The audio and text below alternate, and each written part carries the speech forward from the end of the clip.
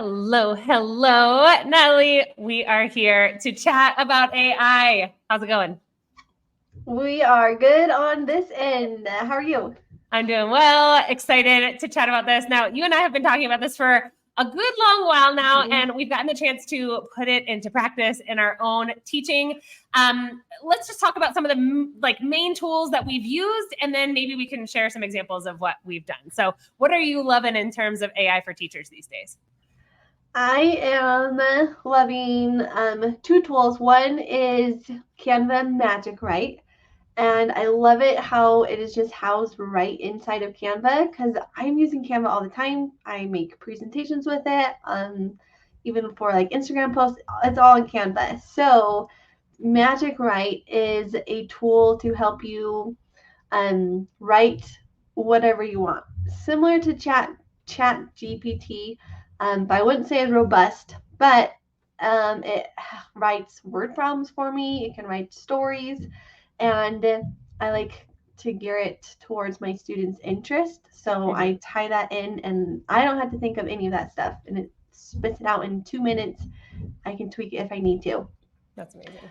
I really love that one. And then another one is Google Slides. I use that one a lot, and it's an add-on, Google Slides AI.io, and that actually makes your slides presentations for you. And with it geared towards like teachers anyway, you can like make a lesson on a topic. So like third grade math multiplication, and then it will create the lesson for you. Or you can type in, I want to make sure it has this and this and this in my lesson, and then it will create the slides for you. So two really cool tools to just like save time in that first draft creation process. I feel like that's where I get stuck. What am I making? How do I want this to flow on the paper? What do I need to create? Or I had to come up with 10 word problems, and I'm just stuck after one because they all start to sound the same. So AI totally saves time and does all that work for me. So that's what I'm loving so far. Some Google Slides and Canva. Nice. Same on the getting stuck phase for me. When I'm lesson planning, a lot of times I've got the bones of what I need to teach. However, it's the examples, right? It's the making it engaging. And this is what you're all about with doing really fun game stuff and all your content, which we all love learning. And it makes kids want to learn, and it makes it way more engaging for everybody, including us. So what I love using, I'm drifting toward ChatGPT a little bit more, easy to just copy paste into one of our favorite tools, Nearpod. So I'll share that in just a second, but just something that makes the story element, makes the creativity element kind of come alive, even when I'm teaching about adverbs or prepositions or adjectives or whatever, which, it's helpful, it's necessary, but not the most exciting class topic for sure. So well, let's go ahead and see what you've got. Is it okay to kind of pull this up for you? So you've got Canva Magic Write open, right? Yes. This is Canva. So you'll find this. I have a slide presentation. I have it. Oh, there you go. I gotta move my mouse. Hooked onto a game, a tic-tac-toe game. So I'll show you. I'll have some word problems here, and you'll always find that down here in this little star button, no matter what kind of document you're in. Looks very magical. Yes, magic Write. So then you can type in your prompt. So, and this could be, write me a story. I use a lot of math, so that's always on my brain. So write me and you want to be specific. So 10 multiplication word problems, and I want third grade level. I didn't type in that third grade level, and I got 3-digit multiplication problems. So I think 5th grade. That's half the battle with AI, is just learning what your prompt needs to include. So totally. Grade level. And then I like to add in some extra touches for my students. So like whatever I see my students are interested in, like video games, or I had one student who wanted to be a marine biologist. So then I geared some sea creatures in there. Let's see, we'll do about space. Let's see what we get. And then generate.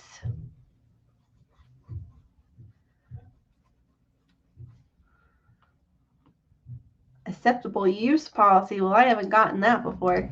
Okay, I'll try one more time. About marine biologists. I know that one works. I won't do space. Okay. Yeah, but I love this idea. While you're typing that in, I mean, the idea of bringing in student interest, bringing in the number of things that you want, 10 word problems. You know, Yeah. I've done one at a time before, which, you know, it's just inefficient. But also, if you ask for 10 and you really need 5, it'll give you a good kind of smattering to choose from, which is kind of nice. I always like having something to choose from. Grade level, and then some sort of interest-based thing, so that people can kind of connect with it.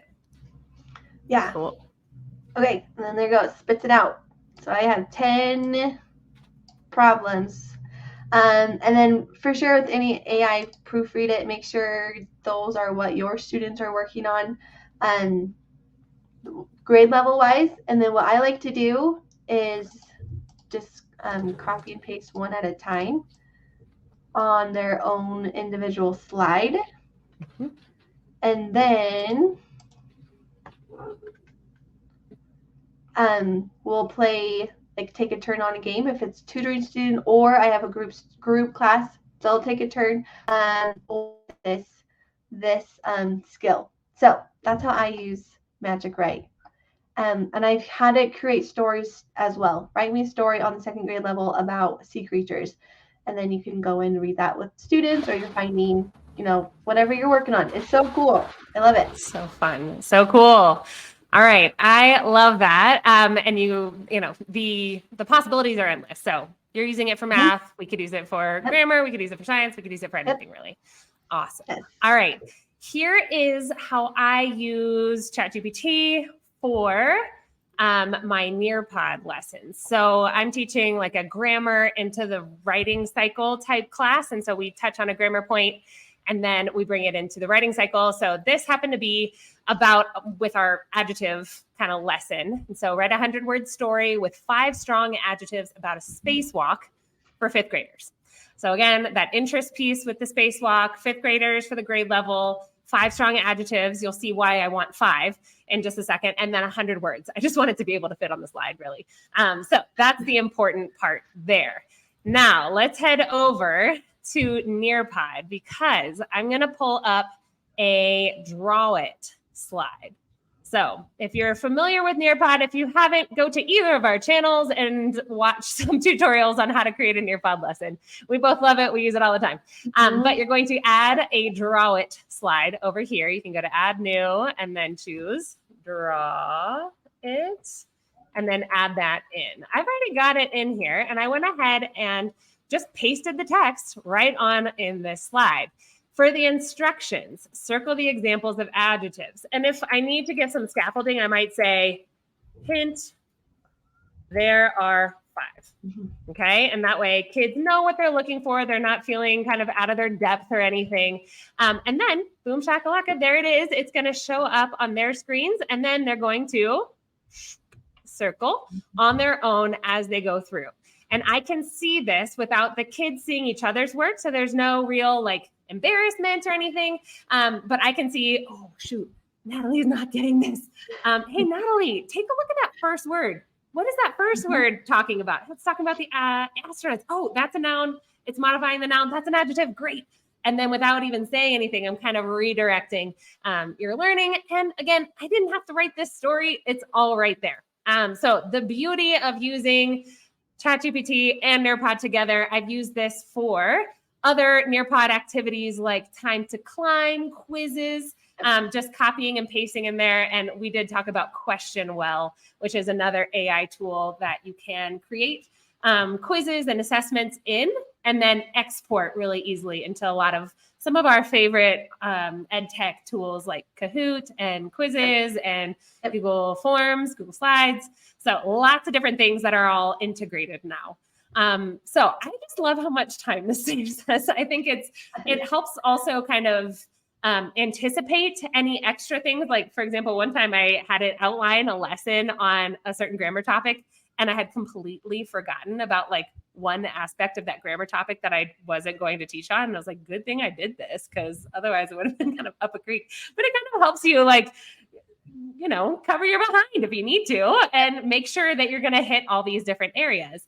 And also gives you a chance to think through kind of what needs might come up for some of your learners. I don't know. Have you seen that kind of come out in some of your classes? Perhaps like some modifications that maybe you needed to make, and maybe it helped kind of anticipate that. Yeah, for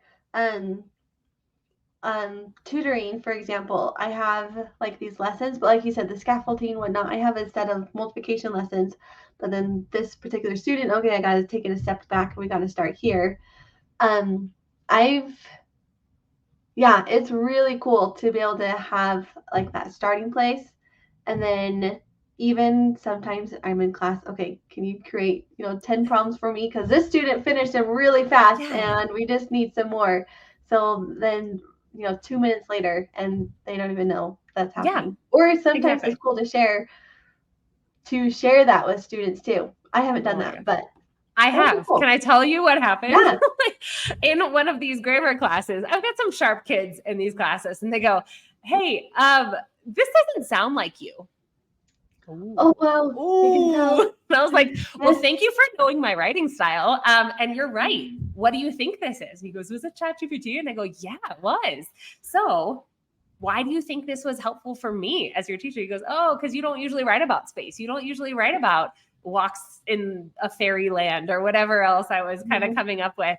And I said, exactly. I want you guys to have some different things. He goes, oh, okay, cool. But be aware. It may not sound like you. And either you correct it or you embrace it, because you definitely need a little bit of a left turn here and there. Yes. Well, super cool. All right. Well, I am grateful for always learning from you, and the fun that it is to explore all this EdTech universe with the tools that are coming out of here. Anything else from you on this? I think we covered it for my end. I really love it, and I love how quick it is, and you can adjust as you need to, and again, save you time.